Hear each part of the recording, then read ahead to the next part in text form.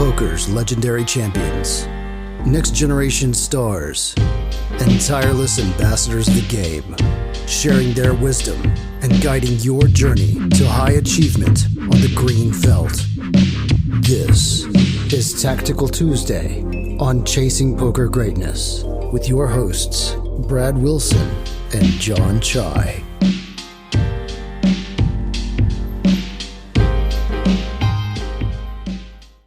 Welcome, my friend, to another episode of the Chasing Poker Greatness podcast. As always, this is your host, the founder of ChasingPokerGreatness.com, Coach Brad Wilson. And today is Tuesday, and unlike last Tuesday, this Tuesday is a very tactical day. Me and Jon, we're back with some hands. Jon, how you been? You promised them that you would see them next week, 2 weeks ago. What happened? You are the busy one. Maybe we should go over that. Why didn't we do an episode last Tuesday? Were you not in Atlanta? I don't know. Where was I? I can't even remember. Was that the Cherokee retreat days? Yeah, those are your two tournaments that you play every year. How could you forget? Yeah, my tournaments. I don't know, man. Lots has happened. You know, the last few weeks. Lots has gone on. I did play. I played my one tournament of the year. And yeah, played for a while. Did pretty well. How much you cashed it deep into day two, like 11K. There was, I don't even know how many people. There was a lot of people. Ended up in 25th. Was chip leading at 27 left at the dinner break, and managed to make 25th. Running an ill-advised 2x river jam bluff against one of the other big stacks. So, you know, just a day in the life of myself. To be fair, there were plenty of other big river bluffs against big stacks where they didn't river the nut full house. So the ones leading up to that turned out pretty well. But I mean, I'll say, like, it was fun. It was exciting. You don't get that kind of like cash game excitement that you do when, you know, there's 350K up top and you're super deep and you've got chips. But it does make it kind of painful heading over there to the cashier and people are congratulating you. You just want to tell them to go blank themselves. That does sound like it would be fun. Hopefully one day I'll get to experience it. Well, I think you have to last longer than like 7 minutes in a tournament. Yeah, they say you have to make it past dinner break to have that feeling. But yeah. I can't imagine you've ever made it past dinner break, knowing what I know about you in tournaments. I don't need a dinner break.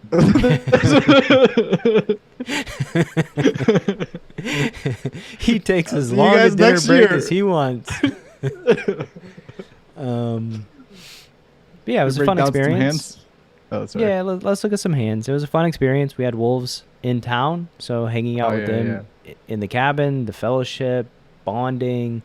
Every wolf that came into town had a profitable trip, and so that was very nice as well.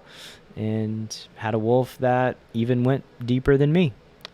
So, yeah, it was a really good time, and actually looking forward to hitting Cherokee again, probably in November. For another wolf retreat. Nice. Hopefully I can make that one. Yeah, we'll see. We'll see what's going on in the life of Jon. You only need to be there for like 40 minutes for the tournament. Then you can go right back home. Yeah, but then how would I open the ace-8 of diamonds?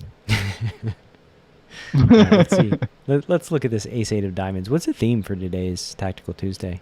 Suited aces in big pots. Suited aces. Hey, I had a suited ace in my big pot where I 2x jammed the river.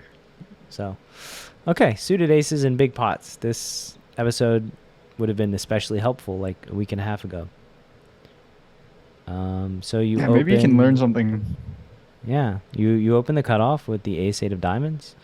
The button, who appears to be a reg, looks like you've got about 130 big blinds behind. You have them well covered. They've got 130. So I guess this is the first decision point here, facing this 3-bet out of position with the ace-8 of diamonds. Probably gonna mix 4-bet and flat. This time I decide to 4-bet. All right. I So don't you think four there's bet. anything exciting yet. Yeah, I mean, yeah, ace-8 suited is just it's got to be a 4-bet in a lot of charts and stuff. So I don't think this is gonna raise any eyebrows. We can find some charts where it's a four bet. Yeah. So you four bet to 225. You raise to 25. Villain three bet to 85. You go 225. And villain calls. So everything's pretty hunky dory. Flop is 9-6-4 rainbow. No diamond. You have the ace-8 of diamonds, and it looks like you start out with about a quarter pot. C-bet.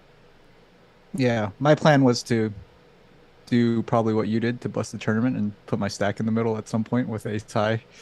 Yeah. So, that's what I'm Yeah. attempting to start right here. You're the pre-flop aggressor. I was not, but that's okay. Oh, I wasn't planning on it to have. It just happened. Sometimes these things are spontaneous. I'm planning on it. Yeah, you have the plan of putting all the money in. So you bet a quarter. Villain calls. I would imagine villain's going to be calling here very, very, very often on this specific board. It's hard for them to not call. Yeah, this is almost like a check. Actually, I get like shocked when I see bet a quarter in these 4-bet pots and then position caller folds the flop. I'm like, really? What? Yeah. Like, what? Do you have Uno cards? Like, what's the plan here? How do you not have something like an overcard? So you bet, they call, and look, you turn something that changes things a little bit. You turn an ace, so the board is now ace 9-6-4, and the turn puts up a club flush draw. So tell me about what you're thinking here. There's 700 in the pot. The in position player's got about 950. So SPR's like 1.3, 1.4. Yeah. So now my hand has been upgraded from just a pure airball bluff into now kind of a weak bluff catcher, I guess. Not too bad. I mean, turning top pairs is pretty sweet in a 4-bet pot, but still, I'm not like value betting this hand or anything, I guess. Which explains your next action. Yeah, so this is where this hand starts getting kind of weird. So yeah, I'm not value betting this hand. Not right now. Okay, I guess I should rephrase. I'm not value betting this hand for like my whole stack. I think this is a spot where maybe the standard play would be just to check bluff catch with your turn top pair, and you know, when we see bet the flop so small, I expect the in position player to be calling that quarter pot bet with, you know, tons and tons of stuff that might bluff the turn river, like a jack 10 of spades, or, you know, some even more super obvious ones like 7-8. So yeah, I think like the standard thing to do here would be to check and bluff catch. I thought that I could get floated again here by like a wide range and bluff catch the river. I don't know if that like makes like, if that's like any better than just starting the bluff catch on the turn. But I see bet the turn for a quarter pot again, just hoping to get floated really, really, really wide. Which is facing what happens. Facing jam. I don't. So the other oh yeah, that's a good point. Is like I don't think I ever get raised here. I think part of that is like a big part of that is that like stacks can go in on the river like without a raise, right? So if like, you know, button sitting there with a set, it's not like, oh my god, how do I make sure all the money goes in? It's like I could just jam the river. He can just jam the river if I check. Like, so I don't think I ever get raised here, which is pretty nice. Like if they do jam, then you're probably calling, right? Probably. I just, yeah. I mean, I would like be like flabbergasted for like 10 seconds and just be like, what is happening? I mean, they could have like 8-10 of clubs, 7-8 of clubs, maybe. Yeah. Something like that. Yeah. Mostly I just wouldn't expect them to jam their value. So. Yeah. All right. So they do in fact call, and you get a deuce on the river, which is for all intents and purposes an airball, unless somehow they have the tray 5 suited in a 4-bet pot, which feels pretty unlikely. Final board is ace 9-6-4 deuce. There's no flush. John has ace 8, so top pair with a weak kicker. There's 981 in the pot. The villain has 808. So now, unlike the turn, when you said you weren't value betting and then you went ahead and bet for value, on the river, I assume you're going to check. Yep. So I check to let all those hands that can call the two small bets to bluff the river. Even saying that out loud, like I'm not sure that like checking is necessarily better than just jamming the river with ace eight. Not that it's like, obviously it would be like incredibly, incredibly thin to jam with ace eight, but hands like tens, jacks, maybe even queens, that flat the four bet are not going to bet the river. So is it, are there enough bluffs in this betting range to justify check calling versus just jamming the ace eight? Well, I mean, I think Is what I'm playing. you set it up well with your small bet. I think like if there's a way to set a hand up to where they probably have more bluffs than bluff catchers, this is the right way. Using really small bet. So like, I would just, I think that checking is probably preferred to bluff catching. Like, I mean, you block 8-9. I guess they could have like 9-10 or jack 9.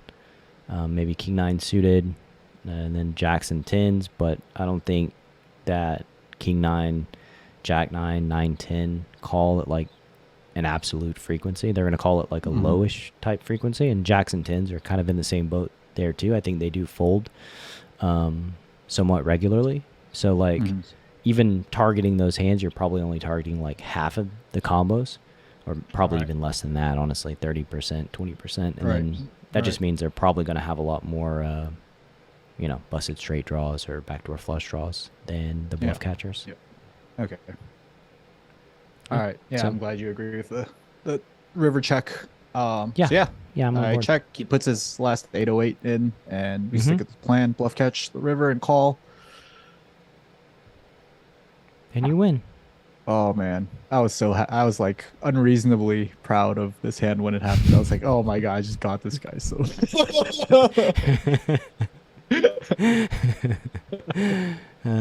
Too bad you can't post a meme directly after winning a hand. I'm sure you have the memes loaded up. no, I just it's a did good like hand. the thanks. Sunglass emoji. Yeah. Boom. All right. Yeah, it's a well played hand. I think it's pretty unique and interesting. So, well done. Let's see if the hand coming out of the break is unique or interesting. But I guess you'll have a suited ace and play a big pot. So stick around and see the second money hand. goes in. Are you a lone wolf searching for the ultimate pack? The CPG Wolf program is a close-knit brotherhood hell-bent on one thing only: chasing poker greatness.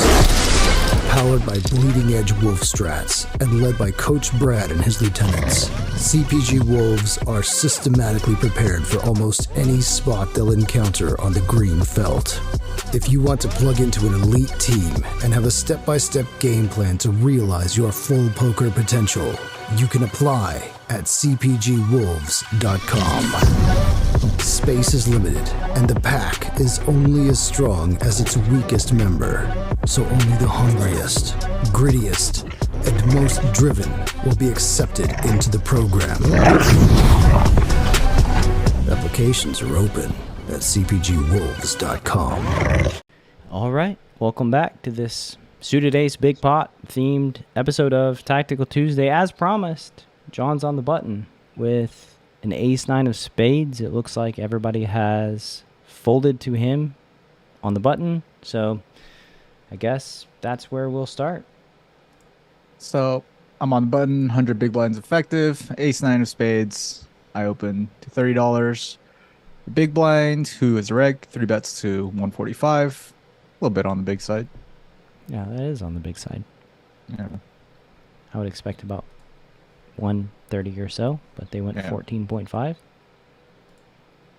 You decide to call because you have an ace and a 9 of spades. This would be very boring if you folded. And you flop trips. Well done. Yeah. Ace 4 rainbow with 1 spade. Big blind, pre-flop 3 better. Checks his flop instead of c-betting. Yeah, that was a little unexpected. Yeah, I would expect him to c-bet this board on almost an absolute basis. I think you could go one way or the other. Like, I think betting small is got to be just okay, especially facing a check on this board. like 25 or 30%. I think checking behind is also reasonable as well. I might bet though. Might be too tempted You think to that they bet have on more this board. bluff catchers? Yeah. I just don't think they're folding. I think that more money's going to be going in this pot somehow if we start by betting the flop. And I think, honestly, with SPR like 2.5, Villain probably expects us to check back our ace-x more than betting them on the flop. But maybe they expect us to check back range on the flop too, because it's such a weird board for them to check. I'm torn. So you think like there's this checking range is like has some showdown in it, basically. It's not like there are spots, you know, that are similar where I'm sure you would say, oh, we should check back even with a pretty strong hand like trip aces because you know, we get to pick off bluffs on the turn and river. And you think that's like less I just think hands like queen jack, jack 10, king jack, king 10, 7-8 with back doors, like this is just a board that those hands are gonna start betting in general. Gotcha. Like, so when they check, I think it, to me, it likely rules out a lot of the air region and makes it to where they have more like kings, queens, jacks, tens type hands. I mean, they could have like ace 5 suited, ace king, ace 5 suited, ace queen, ace jack, ace 10 as well. So yeah. Okay, so I go with one of your suggestions and decide to check back the flop. Probably. Well, I mean, there are only two viable ones, right? Like you could just rip the flop. I don't think that's gonna be so great. There were only two reasonable options. 5 of spades on the turn. Yeah, 295. Now you got a flush draw with your trips. This is why you call the big 3-bets on the button with the ace 9 of spades. I understand now. Everything makes sense. And big blind leads here. Yeah. Yeah. They bet pretty big too, eh? Yeah. Don't really know what to make of this bet. I was not expecting this size. Obviously, we're not folding nut flush draw and trips. Feeling a little uneasy? I was feeling uneasy. Yeah, I would not expect like, you know, kings through tens maybe to like, or kings through nines, whatever, to like bet the size on the turn. If they did check those hands on the flop, I would expect those hands to likely just check the turn again. Yeah. So I was kind of uncomfortable when I saw this size. Well, I mean, it's polarizing. Yeah. And on the flop, as I said, it feels like they remove a lot of the bottom end of the polarization by checking. And so now when they polarize on the turn, you should definitely be feeling a little queasy. Okay, good. I'm glad it wasn't just me. No, I would be feeling very bad and just very much want a spade. We don't get the spade. Get the queen of clubs instead on the river. So the final board is ace, ace, 4, 5, queen. Yeah, don't always get what you want. I guess that's how it goes. Let me guess. They don't check the river. No, they do. That's why this hand is so hard. They do check the river. Wow. Now what?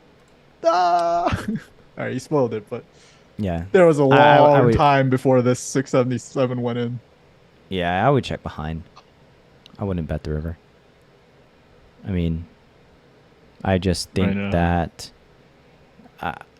like I said, they have a polarized range on the turn, and they still maintain that, and you're just jamming into a polarized range. So, like,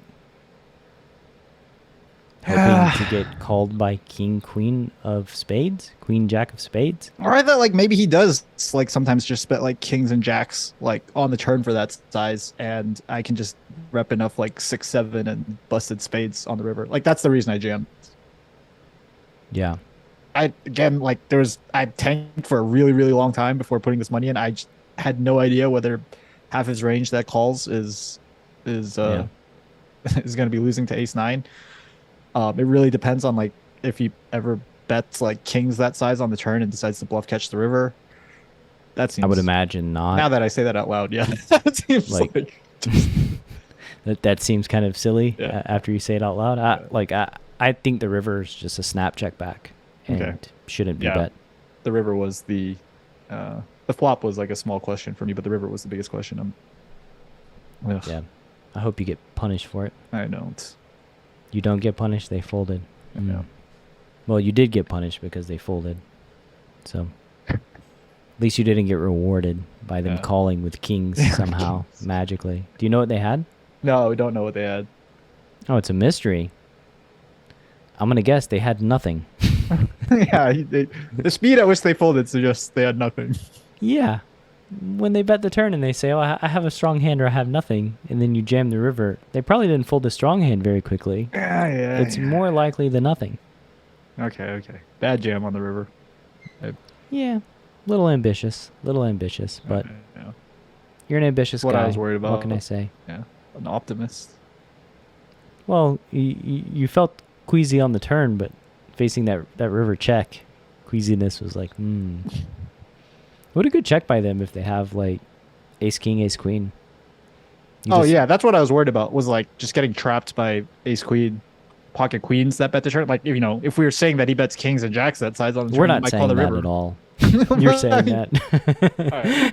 Well, if I'm expecting kings and jacks to like sometimes call, that means he sometimes has queens, which might trap the river. So yeah, definitely no shortage of hands to get trapped by on the river. And yeah, I think their value should just check. Like, you're gonna have hands like you have that probably can't resist jamming itself, and then maybe some backdoor spades that don't bet the flop. So I think Villain's action with good hands should probably just be pure check. Yeah. But all right, bummed out about my river jam now. nice. You can carry that with you throughout the next week. And yeah, I don't have anything left to add for this week's episode of Tactical Tuesday. Good stuff. All right. Good hands. See you next week. See you next week. Thanks for listening to Chasing Poker Greatness. You can subscribe on Apple Podcasts or on your favorite podcast app. Go to chasingpokergreatness.com to get the newsletter. Join the Greatness Village community, book a coaching session, or dive into the latest data-driven poker courses. Follow the show on Twitter @CPG Podcast.